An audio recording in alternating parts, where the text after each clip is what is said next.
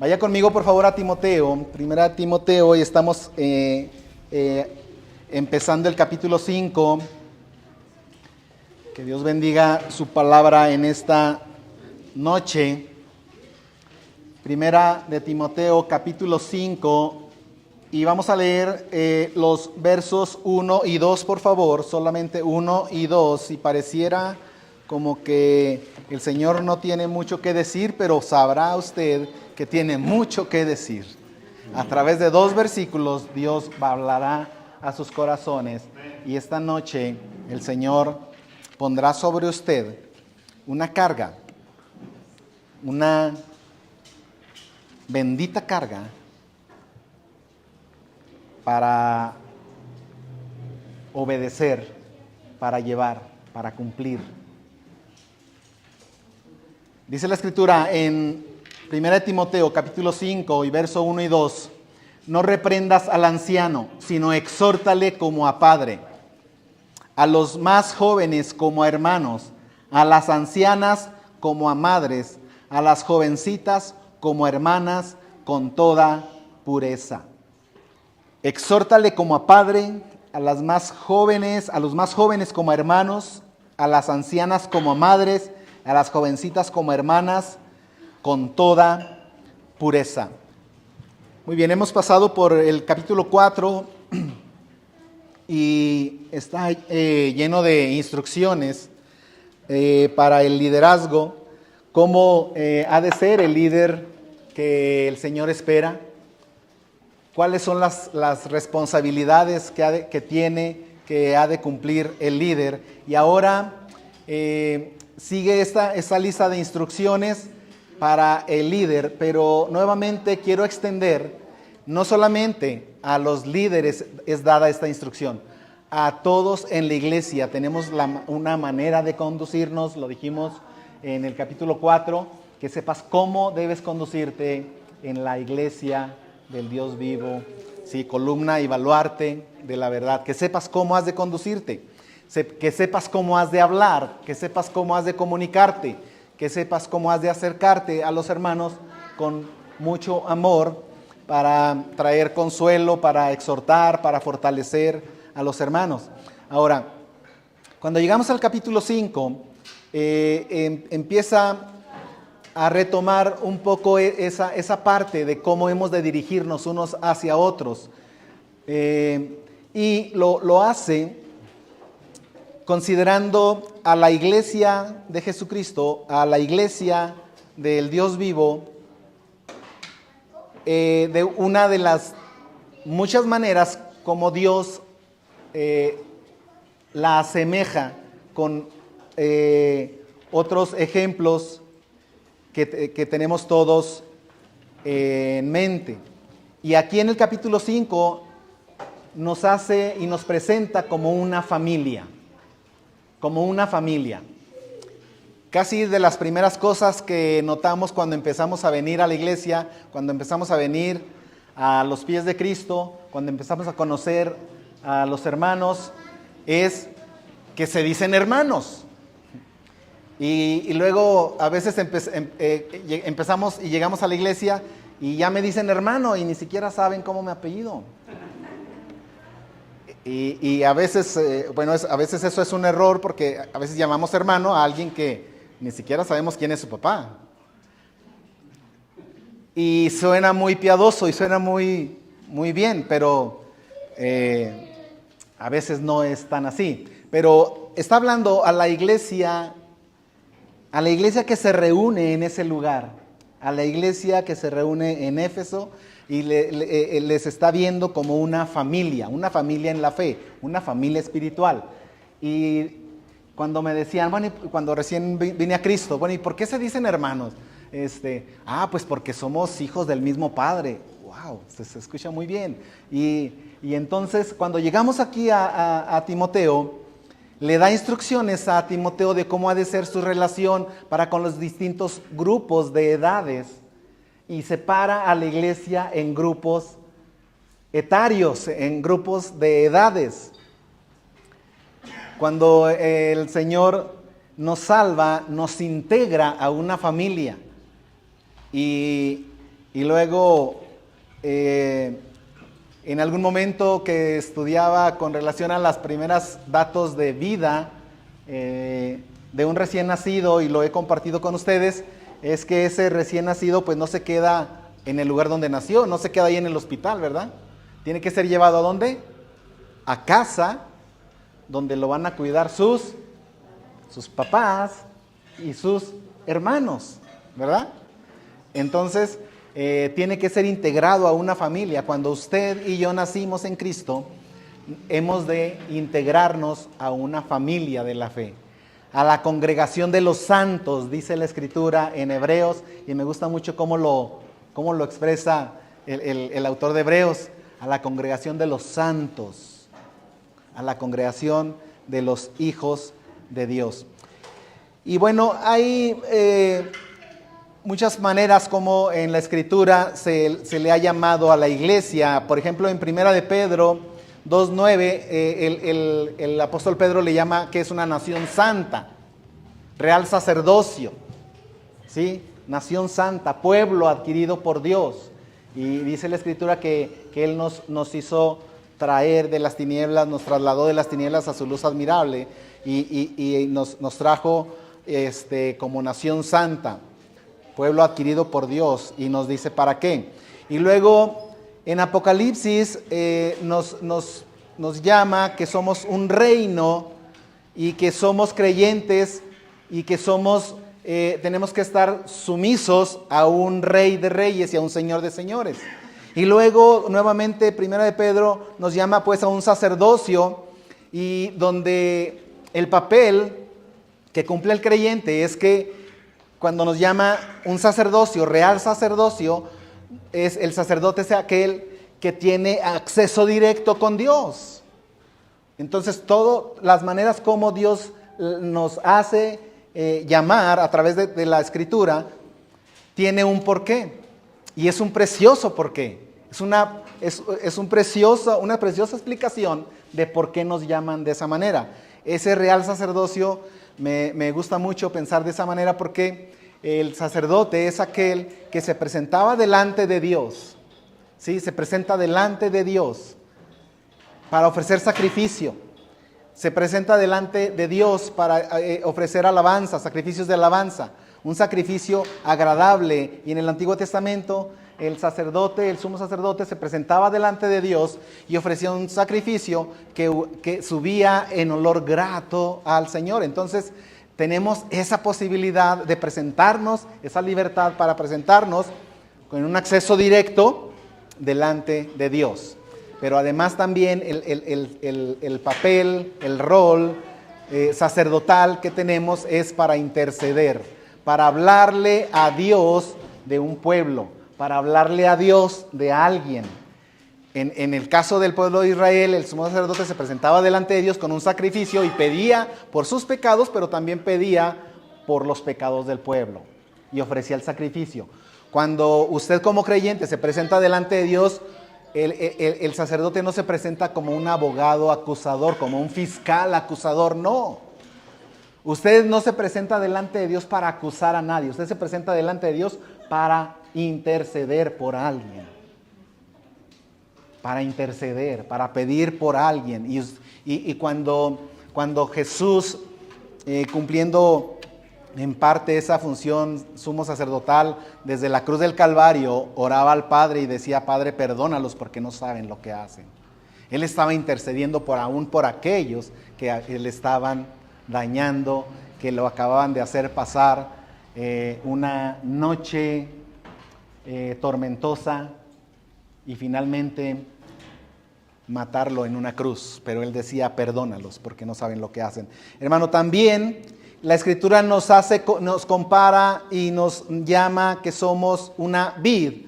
Y de esa manera el Señor Jesús, cuando dice que nosotros somos vid, nos conecta a los creyentes, manifiesta una conexión vital. ¿Qué significa vital?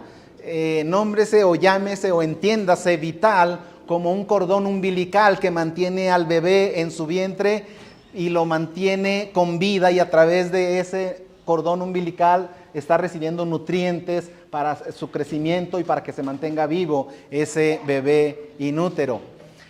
Cuando usted y yo nos llamamos y nos reconocemos como parte de la vid, como la vid del Señor, estamos reconociendo también que tenemos una conexión vital con nuestro Señor Jesucristo. Y Él lo declara en el mismo pasaje y nos dice, porque separados de mí, nada podéis hacer. Y el ginecólogo y las mamás saben que cuando ese cordón umbilical está sufriendo algún problema, el bebé sufre. Hay algo que se llama en obstetricia como prolapso de cordón.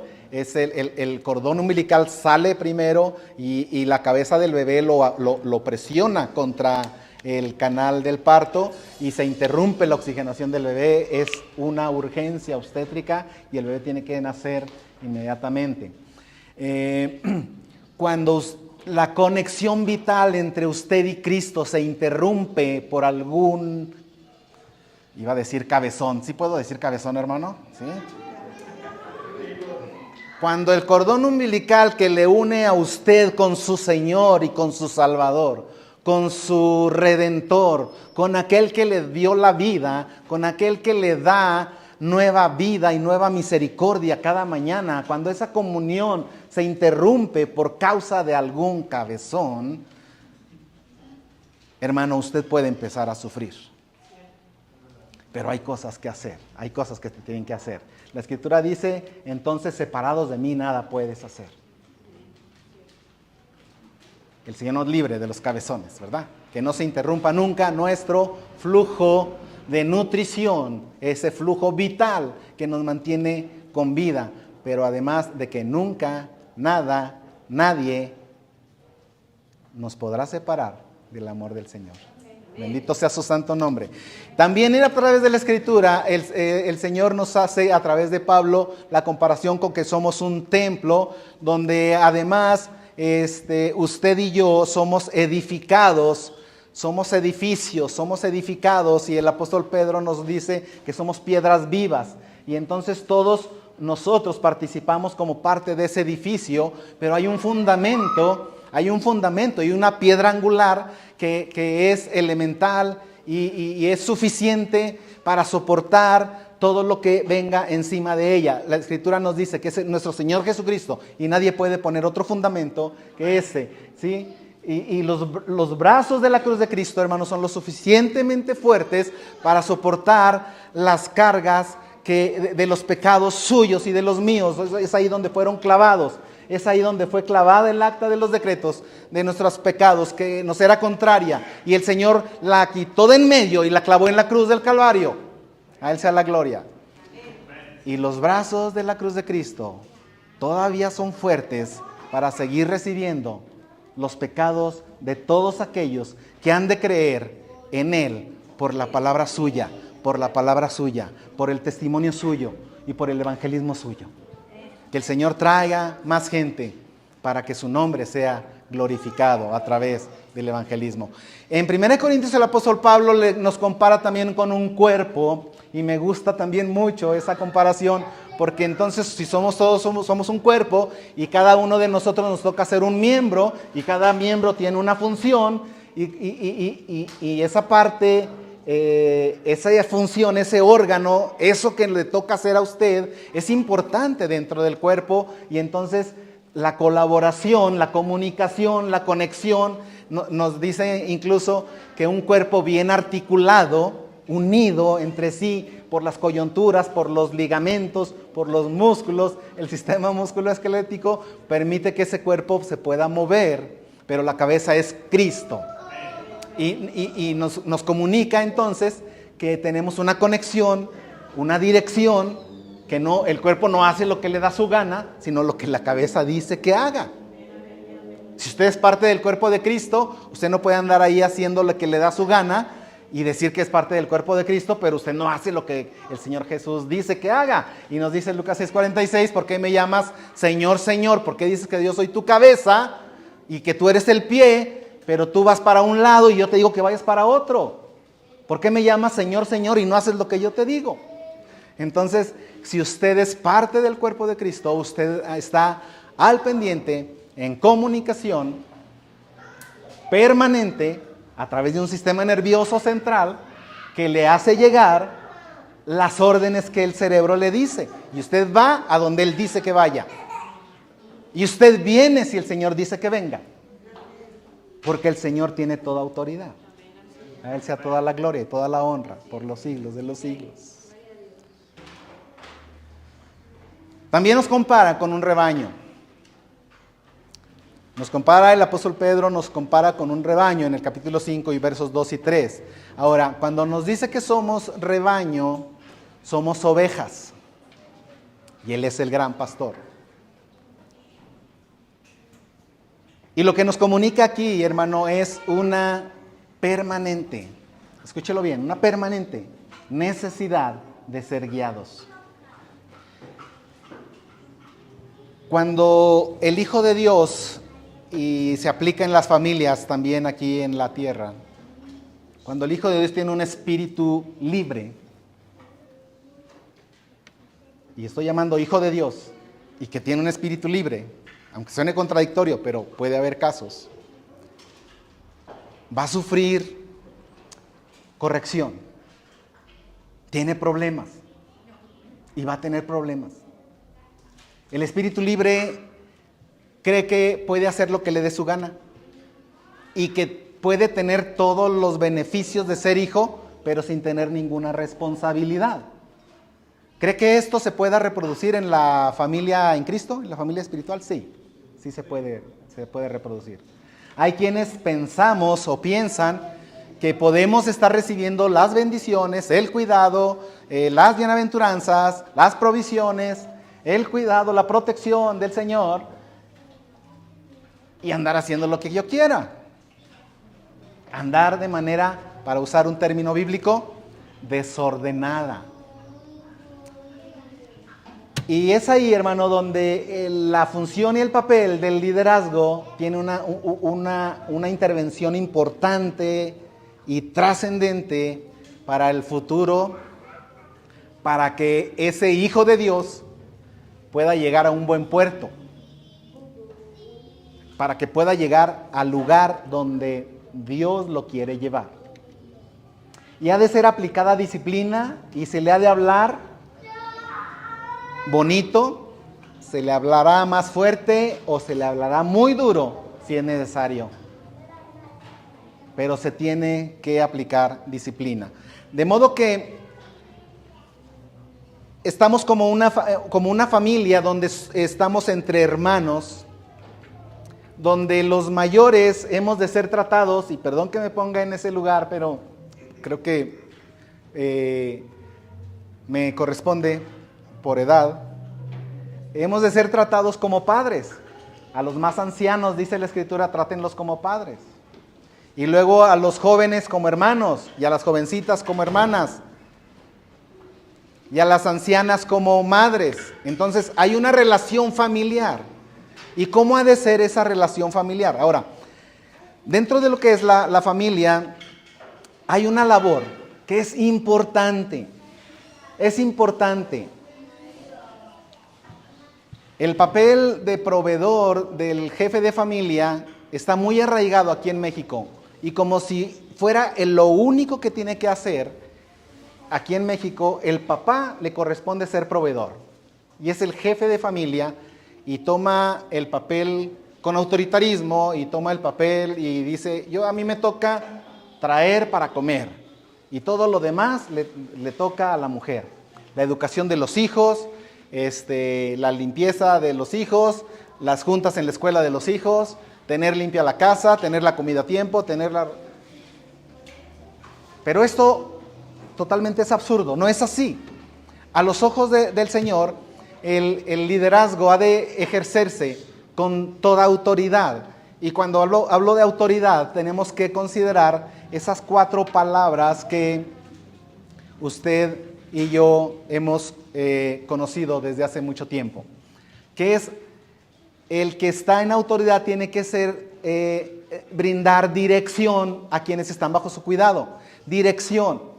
Tiene que brindar provisión, si es una parte de la labor de quien está en autoridad. Dirección, provisión. Y luego le tiene que brindar también protección.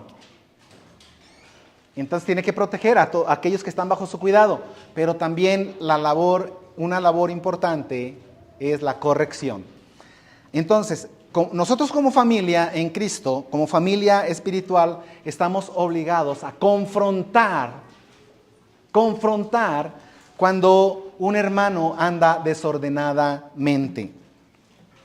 Cuando un hermano anda desordenadamente, tiene que ser confrontado con la palabra de Dios y con mucho amor y con mucho cuidado, pero tiene que ser confrontado.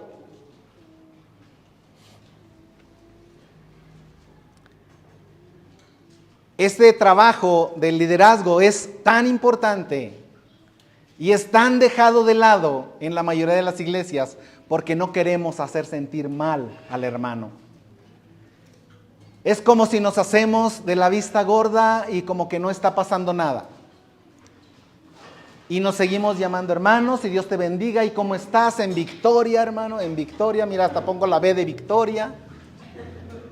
¿Sí? ¿Y cómo estás? Bien, hermano, bien. Dios te bendiga y todo bien. Y todo bien. Y la borrachera a todo lo que da. Y el adulterio a todo lo que da. Y las mentiras a todo lo que da. Y el robo y el hurto y el engaño. Ay, no, pero eso no puede darse en la familia de la fe. Eso no puede darse en la familia de la fe. ¿Quiere que le platique más o menos cómo era la familia de Éfeso? ¿Quiere que le comente? Yo pienso que, no sé si Timoteo tenía idea de la familia que iba a ir a dirigir.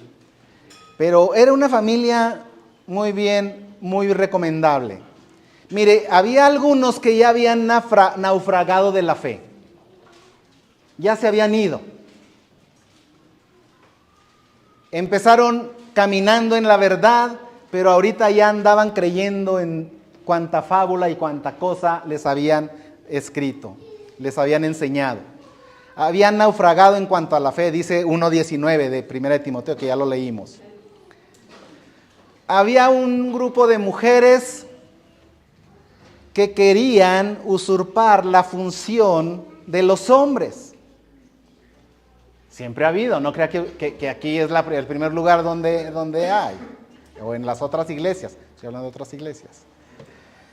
Pero había mujeres que querían usurpar la función de los hombres, querían hacer lo que deben hacer los hombres. Había algunos que querían ser líderes, pero no eran aptos para el liderazgo, de modo que Pablo le tuvo que escribir a Timoteo cuáles eran los requisitos para los que tenían que estar en el liderazgo. Había algunos que andaban ahí en esa familia enseñando doctrinas falsas, doctrinas de demonios. Capítulo 4 de 1 de Timoteo. Había algunas viudas en esa familia que andaban desordenadamente, viviendo vidas impuras. Y la próxima semana, si Dios lo permite, estaremos revisando ese grupo de edad que es de las viudas. De modo que era una familia, hermano, difícil, ¿verdad que sí? ¿Sí o no? Pero no crea que nada más los de Éfeso. Si usted ve Corinto, borrachos, maldicientes, afeminados, se echan con varón, adúlteros, hechiceros, mentirosos y cosas semejantes. No acaba la lista. Y dice Pablo a los de Corinto, y esto erais algunos de vosotros. Entonces, era un grupo bastante recomendable, ¿verdad? ¿Cómo era entonces estar al frente de un grupo como este? Era evidente, hermano, que necesitaban corrección. Era evidente. Ellos necesitaban una corrección. ¿Y quién es el responsable por dar la corrección? Es el liderazgo. Ahora, ¿de qué manera tiene que darse esa corrección? La confrontación, hermano, es la acción y el resultado, escúchelo bien, la acción y el resultado de cotejar dos partes y establecer cuál es la diferencia que hay o la discrepancia entre lo que es y lo que debe ser. Cuando lo que es no se parece a lo que debe ser, eso se llama discrepancia. Y en las cosas de la conducta de la Biblia y lo que dice la Escritura, esto es importante. Y en los asuntos que tienen que ver con el crecimiento, que tienen que ver con el cuidado de las almas que costaron la sangre de Jesucristo,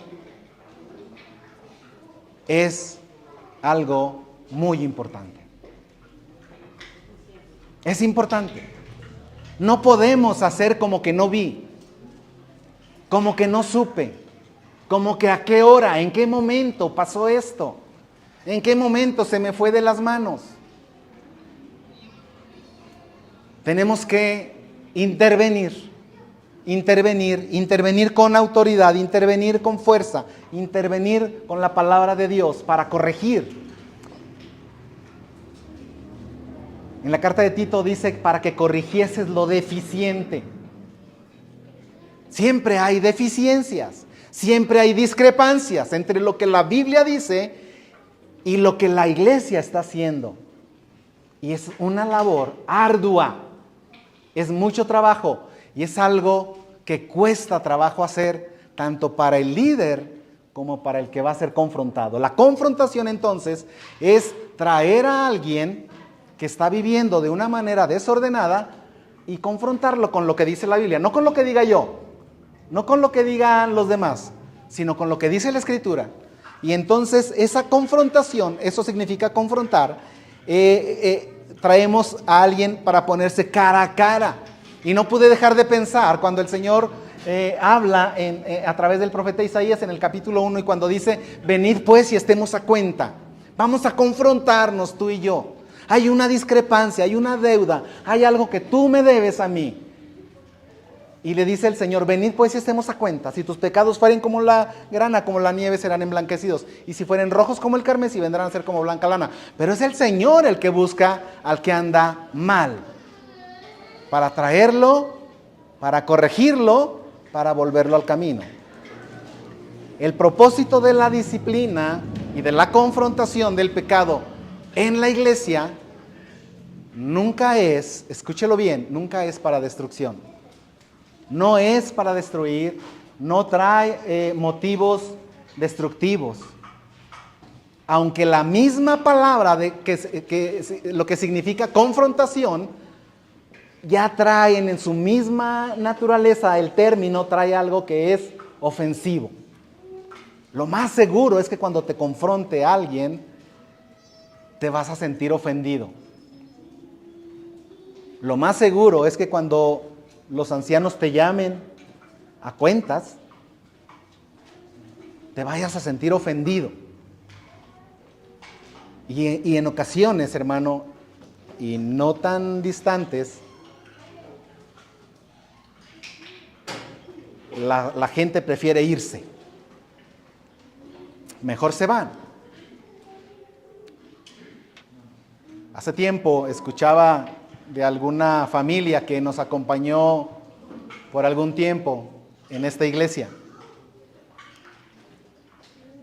Y cuando se aplicó disciplina delante de la iglesia, porque llevamos el proceso de Mateo 18, y cuando no hace caso, cuando se le llama la atención de uno a uno, entonces vamos en grupo, y cuando no hace caso, entonces lo exponemos a la iglesia. Y esa familia se fue. Y cuando escuché los motivos por los que se fue, dijo, no, de ahí vamos a salir corridos hasta con nombre y apellido. Y no pude dejar de pensar en la palabra que dice, huye el impío sin haber quien lo persiga.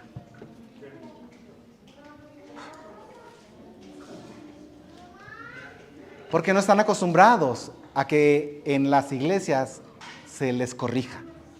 Porque es la labor Es más, ni al líder le gusta hacerlo, pero es algo que se tiene que estar haciendo.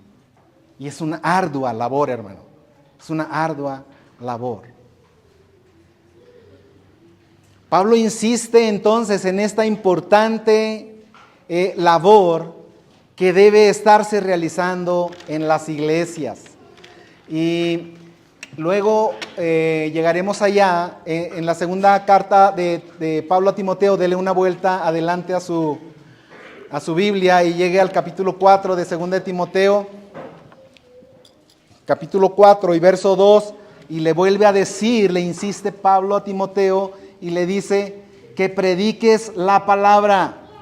Le está diciendo, te encarezco delante de Dios en el verso 1 y del Señor Jesucristo, que juzgará a los vivos y a los muertos en su manifestación y en su reino. Es decir, te encarezco, te encargo muchísimo, pero lo pongo así en tus manos para que te encargues de esto con mucho cuidado. No seas negligente en cuanto a esta labor que te estoy encargando.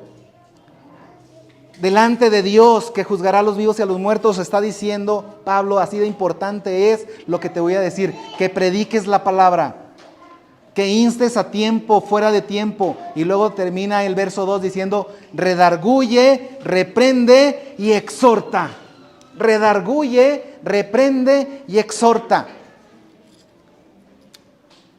Y redarguir, hermano, no es acariciarle el oído. Redarguir no es hacer que usted se sienta bien, agradable, bonito.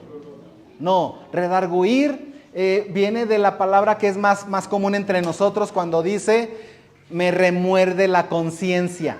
¿Se ha oído eso? Iba a hacer esto y me remordió la conciencia. O hice tal o cual acción y me remordió la conciencia. O sea, me hizo sentir mal. ¿Sí? Entonces, cuando nos da la orden Pablo de redarguir es, hermano, si es necesario, te vamos a tener que hacer sentir mal, con el propósito de que te corrijas. Que te corrijas. Redarguye, reprende y exhorta. Son labores entonces que se tienen que estar tomando en cuenta en el trabajo del liderazgo. Ahora, redarguir viene de acusar, de convencer, de reprender. Reprender es imponer sobre, censurar, amonestar, prohibir, encargar, mandar, reconvenir. Casi siempre cuando se confronta a alguien, es algo que lo haces que sea consciente de que anda caminando desordenadamente. Entonces, estoy abundando un poco en lo que es el principio de la confrontación. Y luego ya pasaremos a lo que es cómo confrontar al anciano, cómo confrontar a la anciana, cómo confrontar al joven y cómo confrontar a la jovencita. Y entonces casi siempre va a ser una llamada de atención.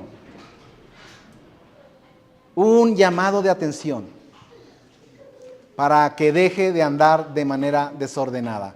Ahora, el mandamiento de Pablo a Timoteo es que proclamara la palabra, la revelación divina, que prediques la palabra. Es uno de los mandatos que tenemos como líderes en Cristo, como encargados de velar por sus almas, que prediques la palabra, no que prediques tu palabra, no que enseñes lo que tú piensas, lo que tú opinas de tal o cual, no, ¿qué es lo que dice la palabra de Dios? Luego somos muy dados a decir, oye, ¿y tú qué opinas del aborto? Pues yo opino. ¿Y quién le está pidiendo tu opinión? ¿Qué es lo que dice el Señor del aborto? Oye, ¿y tú qué opinas del divorcio? No es lo que yo opine, lo que dice el Señor. Lo que dice el Señor, lo que es agradable delante de Él. ¿Qué es lo que dice el Señor? Lo que diga yo, no. Ahora, si yo creo lo que dice el Señor, pues es lo que yo te voy a decir. Pero estamos muy dados a andar compartiendo o escuchando lo que opina tal o cual personaje. Si no está basado en la palabra de Dios, no lo queremos escuchar. Que prediques la palabra, que instes a tiempo, fuera de tiempo. Esto es, que proclames la palabra de Dios, la revelación divina. ¿Cómo? Con ardor, con intrepidez, con atrevimiento. Con atrevimiento. En un minuto se abrió la oportunidad y ahí está el mensaje del Evangelio. Ahí está el mensaje del Evangelio. Con atrevimiento, que nada te detenga, que nada te trabe para que dejes de hacerlo. Ahora, sin tomar en cuenta si esta palabra les cae bien o les cae mal o les cae de peso, es palabra que se tiene que predicar, hermano. Si son o no son apropiadas para el tiempo, para la manera, para las circunstancias, si están dispuestos o no están dispuestos a recibir el mensaje, es la palabra de Dios. Y es para corregir a los hombres que yerran, que se equivocan, que pecan. Se tiene que estar haciendo esta labor. Y hermano, siempre es difícil reprender a alguien. Y siempre es difícil hacerlo y seguir manteniendo una cara de bueno. Casi siempre somos los malos de la historia. Casi siempre somos los malos. Pero cuando se ha de reprender a una persona mayor de edad, es más difícil todavía. Casi siempre suena ofensivo. A nadie le gusta la reprensión, ni reprender, ni ser reprendido. Pero estoy seguro, hermano, y quiero insistir en esto, que hay muchos dolores y hay muchos naufragios. Hay muchas enfermedades y muchas decisiones y acciones que se pudieron o se debieron haber evitado si se hubiera advertido a tiempo. ¿Qué quiere decir esto? Que cuando la reprensión es dada en tiempo, puede estarte previniendo, evitando un sufrimiento. Entonces, dice el proverbio en 15:23, la palabra a su tiempo, cuán buena es. La palabra dicha a su tiempo. Hermano, en muchas circunstancias vamos a necesitar esa palabra. Esa palabra que nos confronte, que nos corrija. Y ya será cuestión de nosotros cómo recibimos esa palabra. Pero la palabra dicha en su tiempo es muy buena. El Proverbio 25:11 nos dice que una palabra de consejo o de reprensión, cuando se dice de la manera correcta, en el momento oportuno, la Escritura nos la compara con una manzana de oro, con una fruta de oro, en una canasta de plata. Así es la palabra dicha a tiempo, en su momento. De modo que la reprensión, cuando no nos reprenden y cometemos errores y cometemos vacilaciones y cometemos pecados, si alguien me hubiera dicho, si solo alguien de mis hermanos hubiera tenido piedad de mí, si hubiera tenido misericordia de mí, me hubiera avisado que iba mal, hubiera corregido.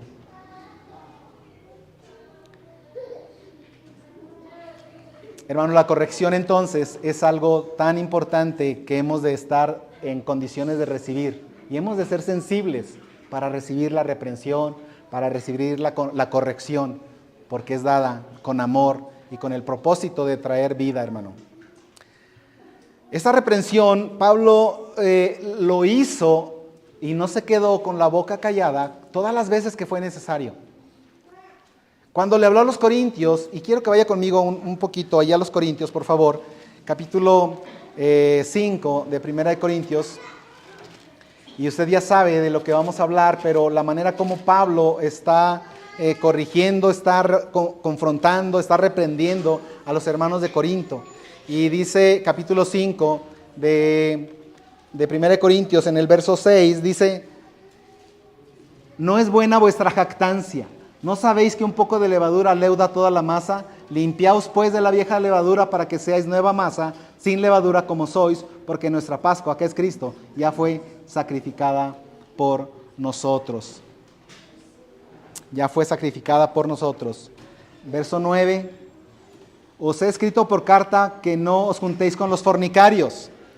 Había un problema en Corinto, hermano, ya lo habíamos comentado hace un rato, problema de fornicación. Y la iglesia estaba como si nada pasara.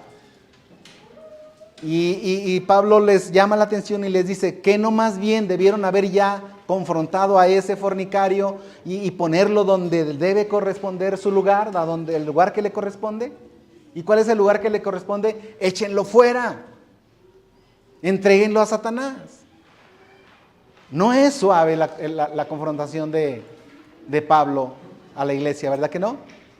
No es suave, pero es con el amor y con la necesidad que hemos de sentir de ser corregidos, de ser atraídos para hacer la voluntad de Dios y para hacer nuestra vida para la gloria de Dios.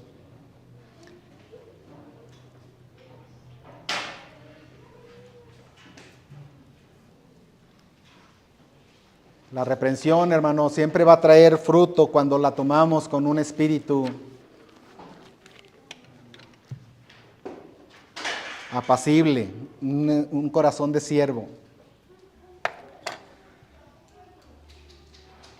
El Señor Jesús nos habla acerca de cómo manejar el pecado, cómo confrontar a alguien que pecó contra mí. ¿Cómo le hago? Nuevamente, Mateo 18 del 15 al 17. ¿Qué hacemos cuando alguien peca contra mí? Es la importancia de la disciplina en la familia de la iglesia. Así como en la iglesia aplicamos disciplina, en la casa con la familia aplicamos disciplina, en la iglesia es necesario que se aplique disciplina. Dice la Escritura, si tu hermano peca contra ti, ve y habla con tu hermano y dile, pecaste contra mí. Y si tu hermano se arrepiente, en ese momento hay perdón y se detiene el proceso. Pero si no escucha, si no se arrepiente, entonces ve con 2 o 3, para que en boca de 2 o 3 testigos, y entonces confróntenlo. Pero si no se arrepiente, entonces dilo a la iglesia. Y entonces son las fases y los pasos, cómo ha de aplicarse la disciplina en la iglesia. Pero el pecado, hermano, debe confrontarse. Nunca debe apapacharse. Nunca debe justificarse. No lo debe justificar. Y ha de confrontarse. ¿Cómo es esa confrontar que tienes que hacer con el pecado? Tienes que hacerlo sin temor, porque es algo que es destructivo. Tienes que ver el pecado como Dios lo ve. Es algo que Dios aborrece, es algo que Dios odia. Y Dios espera que lo que es aborrecible delante de los ojos de Dios, también tiene que ser aborrecible de parte de sus hijos. Por eso se tiene que confrontar sin temor. Y vaya que a quien le da en este ejemplo de Ezequiel, le dice, no te van a hacer caso. Llámales la atención, pero no te van a hacer caso porque es un pueblo duro, rebelde. Pero tú tienes que estarles llamando la atención, tienes que estarlos reprendiendo, tienes que estarles diciendo lo mal que están, pero no te van a hacer caso. Y aún así, el profeta es llamado a declarar la palabra de Dios. Y a veces enfrentamos ese cansancio que dice nuestro hermano Manuel, ¿verdad? De repente, decíamos la semana pasada, pues si salió de aquí el hermano bien edificado y a los 2 días o al día siguiente lo vemos arrastrando, dicen en el rancho, arrastrando la cobija y ensuciando el apellido. Pero salen y decimos, qué edificado salió hermano, qué bien, qué bonito, qué bonita va la obra del Señor. Y al día siguiente, por los suelos, porque hay un enemigo, ¿no? Lo decíamos la semana pasada, que se encarga de destruir la obra que Dios levanta. Por eso tiene que hacerse sin temor, hermano. Ahora, una característica más de cuándo se debe reprender, oportunamente. oportunamente. ¿Qué significa eso? Antes de que la riegues, antes de que te metas las patas, hermano, perdón por la expresión, pero antes de que te comprometas, antes de que te metas en situaciones y circunstancias dolorosas que te van a traer dolor y destrucción a tu familia, la exhortación ha de ser dada a tiempo, con autoridad. Habla la palabra, exhorta y reprende, pero la palabra también ha de ser dicha de manera dura. Dice Tito capítulo 2, verso 15, Tito 2:15.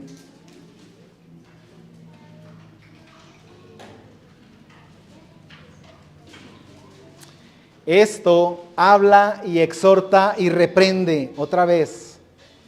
Pero ¿cómo dice ahí? Con toda, ¿qué? Autoridad, hermano. Con toda autoridad. Lo que tienes que hacer es confrontar el pecado. Muy bien.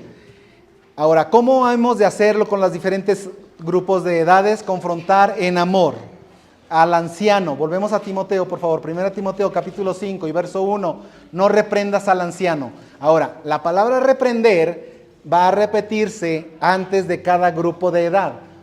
¿Cómo vas a reprender al anciano? ¿Cómo vas a reprender a la anciana?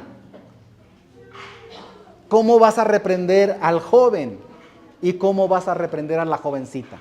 ¿Por qué? Porque Dios te ha puesto para que cuides a la iglesia, para que cuides el rebaño, para que los apacientes.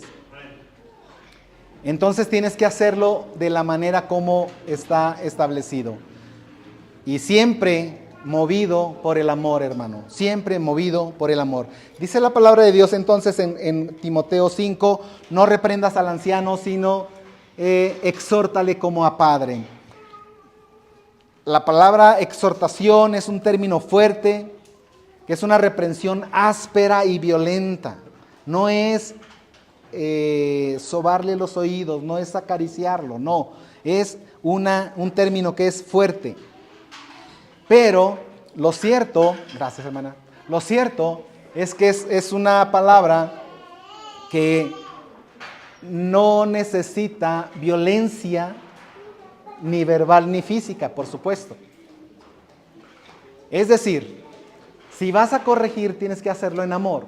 Si tienes que hacerlo con autoridad, si tienes que hacerlo duramente, lo tienes que hacer, pero nunca actuando de manera violenta. Ahora, la tercera palabra que encarga Pablo a Timoteo en la segunda carta es exhórtale, exhorta. Y exhortar, ya dijimos que no es necesariamente va ligado a una acción de dureza, sino que exhortar es un paracaleo, que es animar, exhortar, fortalecer, ir y ponerse a un lado de la persona y llevar con él sus cargas, caminar con él para enseñarle cuál es el camino que debe estar siguiendo. Ir al lado de él para sostener al débil. Y nada tiene que ser hecho con violencia, sino con amor, para fortalecernos, para animarnos, para vivir vidas santas. Y yo agregaría lo que dice el escritor de Hebreos, y mucho más cuando veáis que aquel día se acerca. Mucho más cuando veáis que aquel día se acerca. Y el propósito de la reprensión, hermano, es la restauración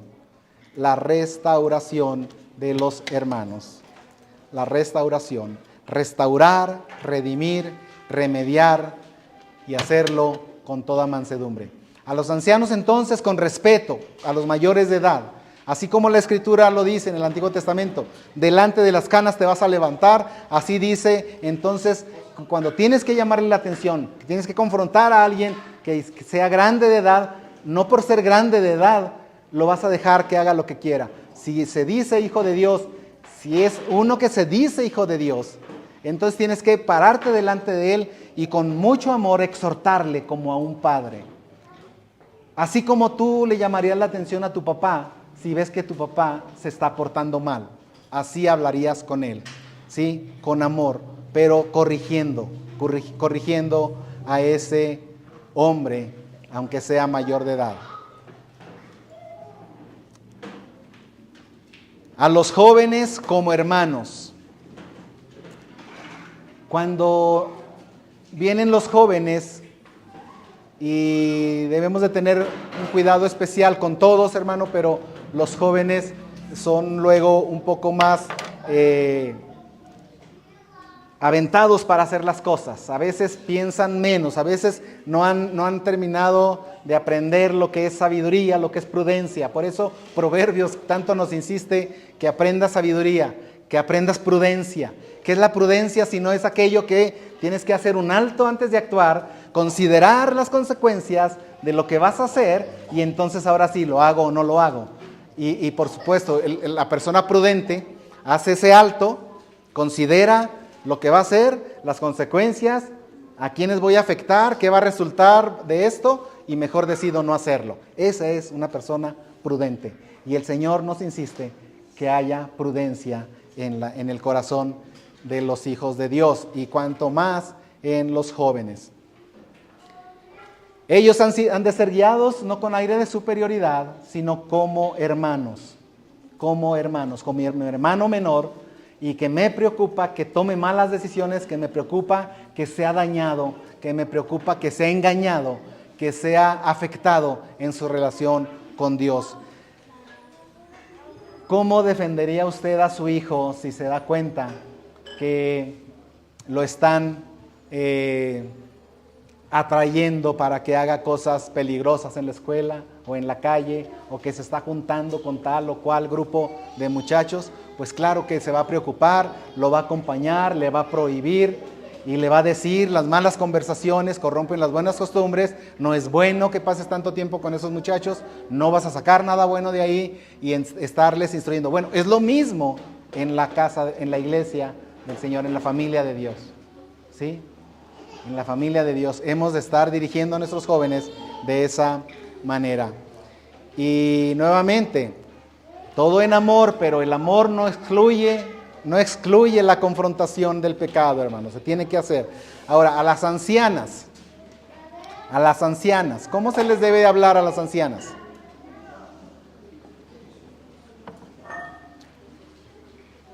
Dice nuestro versículo, nuestro texto dice que a las ancianas como a madres,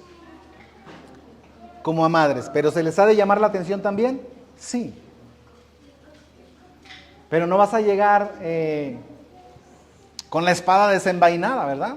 No vas a llegar a ser violento con ellas, ni a ser grosero con ellas, ni a usar palabras fuertes con ellas, pero tienes que confrontarlas. Y en ocasiones tienes que usar alguna palabra fuerte, pero tiene que ser en amor, pero tienes que ser como lo harías con tu mamá. Hay un ejemplo que el apóstol Pablo nos deja en su carta a Filipenses, a la iglesia de Filipos. Había por ahí un par de mujercitas, ancianas, trabajadoras, hermosas mujeres. Habían trabajado con él en la predicación del evangelio. Y les llama por su nombre. Y les dice: ruego. Se les presenta a él, Pablo, y les dice: ruego. O sea, no está diciendo con palabras ásperas, pero les dice: ruego a Evodia y a Síntique, que trabajaron conmigo, que son trabajadoras, que son hijas de Dios, que tienen una corona de vida reservada en los cielos, pero que ya dejen de estarse peleando, por favor. Esto no es bueno, y les llama la atención. Pero como a madres, Pablo las afronta porque estaban causando problemas, estaban haciendo daño al testimonio de la iglesia allí en Filipos, pero Pablo les habla con amor y siempre haciendo énfasis en el trabajo que ellas habían estado haciendo. Ahora, voy a usar el tiempo que me resta para hablar de cómo se debe hablar a las jovencitas, y hermanos, es un renglón, es un apartado bastante delicado. No que los otros no lo sean, pero cuando el líder ha de dirigir a las jovencitas, tiene que hacerlo con un tiento con una sabiduría, con una delicadeza. Dice como hermanas.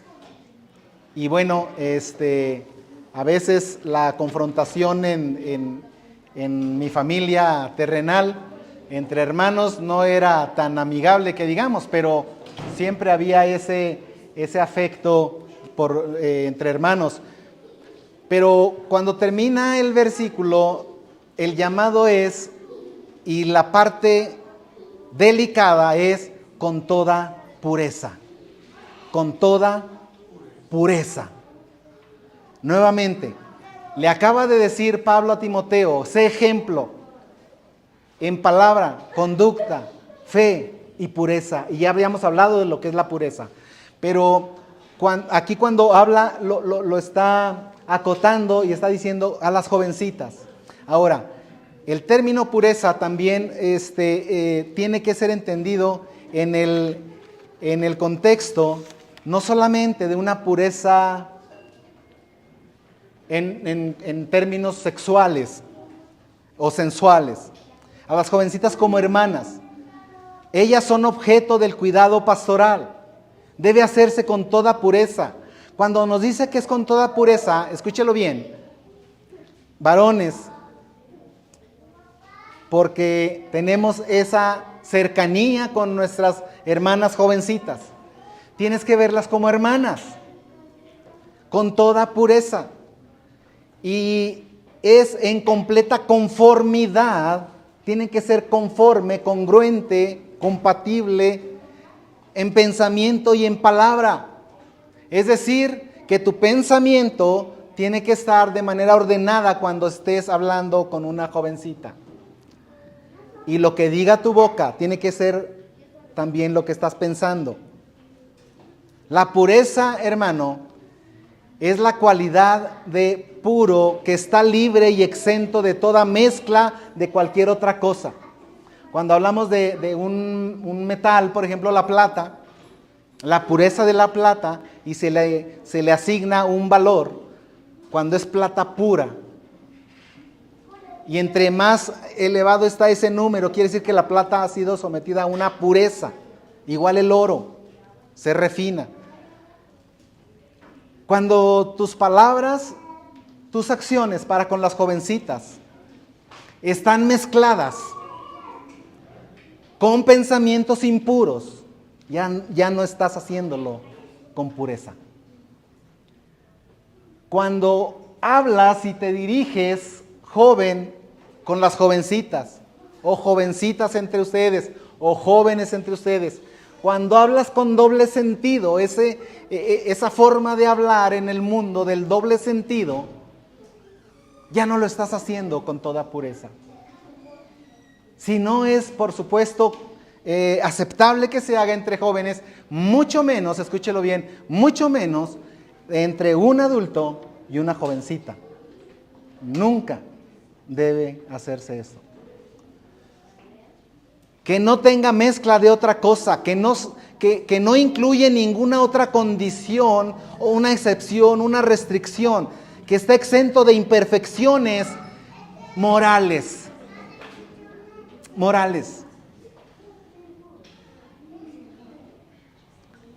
Hablar de la pureza es estar libre de pecado y de culpa. Cuando tus pensamientos y tus acciones son limpios en todo sentido. Hermano, hay muchas cosas. Hace un rato que compartía mi hermano Jesse. Y dice, tengo una vida pasada. Bendito sea el nombre del Señor que Él nos trajo hacia Él. Pero hay tantas cosas. Hay tantas cosas. Que escuché, que aprendí, que practiqué en mi vida pasada, de las cuales me avergüenzo. Forma de hablar, forma de pensar.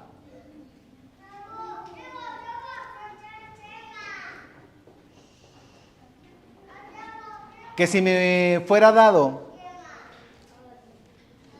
escogería nunca haberlas escuchado. Hay conversaciones en el trabajo que tuve que escuchar ya en Cristo, que no podía evitar entender de lo que estaban hablando, pero cuánto me dolía y cuánto anhelé nunca haber oído, no haber entendido.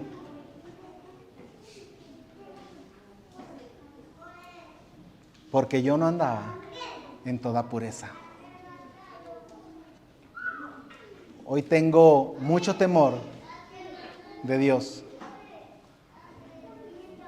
porque aprendí tantas palabras y tanto léxico nocivo que no glorifica a Dios,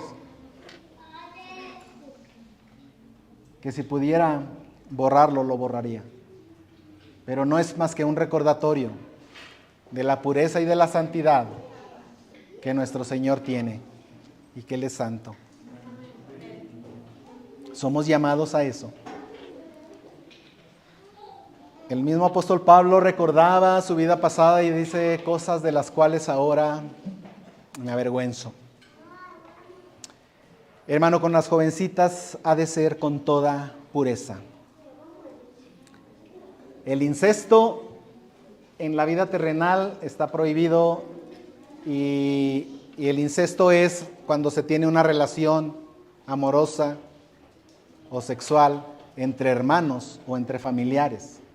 Por supuesto, eso ni aún entre los gentiles se nombra, ¿verdad? Ni aún en la gente que no es cristiana es aceptable.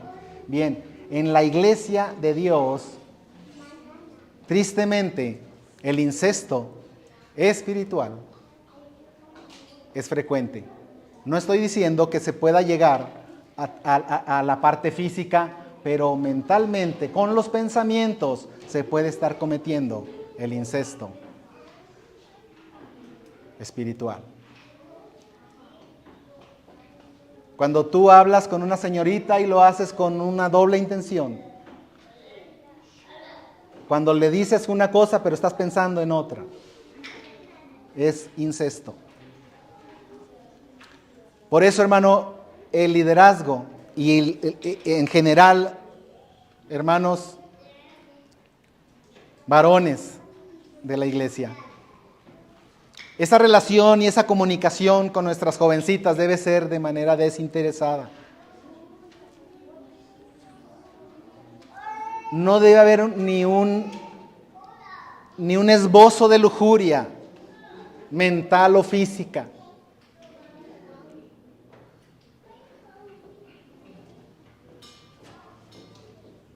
Porque es pecado.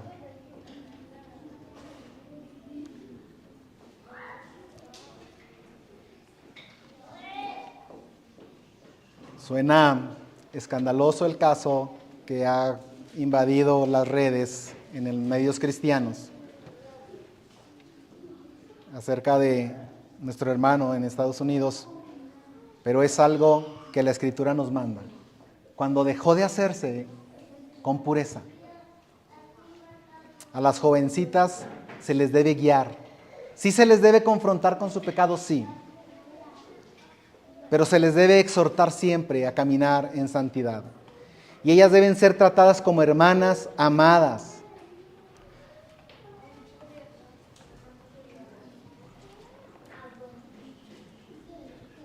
¿Qué pasa cuando el líder, el varón, casado o no, es atraído por la mirada de una joven, con intenciones de parte de la joven para con el varón? ¿Cómo ha de actuar el varón? Proverbios 6 nos da la respuesta. No mires a sus ojos, discierne las intenciones y apártate de ahí. Dice la Escritura ahí en Proverbios, no seas prendido con los ojos, evita la mirada, Proverbios 6:25, que ella no te prenda con los ojos. Evita la salamería. Hay hermanas o disque hermanas que pueden llegar y pueden hablar muy melosamente, provocativamente. Varones, apártense, por favor. No traten con ella. Es algo delicado. Te prende con los ojos, dice Proverbios 6. Con la salamería de sus labios. Palabras como de miel. Hablan como miel. Evite pensamientos. Y por supuesto, evite las citas. Cuando un hombre, casado o no casado, ha de ver a una mujer, casada o no casada, no vaya solo, no esté solo, evite estar a solas con él, con ella.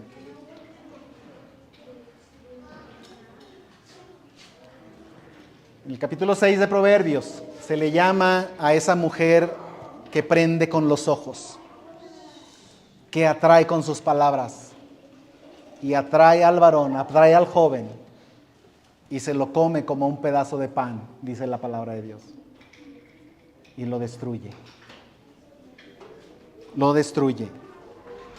Esa mujer vestida de ramera, saná, significa desenfrenada, adúltera, fornicaria. Y luego le llama astuta.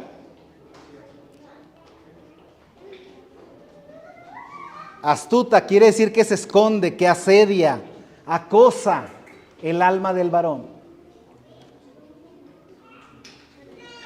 Que es alborotadora. Y luego veo esas características y mucho de ello en los jóvenes, no de la iglesia, gracias a Dios, pero dice que esa mujer es alborotadora, que es una mujer que hace sonidos fuertes, es una persona ruidosa, que se ríe de manera desordenada, que quiere llamar la atención, que eso es una mujer alborotadora, rencillosa, que es desleal, que es rebelde, que no obedece. Y por supuesto evitar la casa, evitar estar solas, evitar esas circunstancias. Hermano, parecía que estos dos versículos no nos daban mucho. Yo espero que el Señor nos haya dejado claro lo que es necesario hacer, confrontar el pecado, que es algo necesario en la iglesia del Señor. A los ancianos, a las ancianas, a los jóvenes y a las jovencitas. Una labor indispensable, confrontar los pecados de todos, pero hacerlo de la manera apropiada en lo que es la familia en Cristo. Que Dios bendiga su palabra, que Dios nos guarde nuestro corazón, que como dice el apóstol Pablo a Tesalonicenses, que todo nuestro ser, hermano, espíritu, alma y cuerpo, sea guardado irreprensible hasta la venida del Señor. Que el Señor les bendiga. Vamos a orar.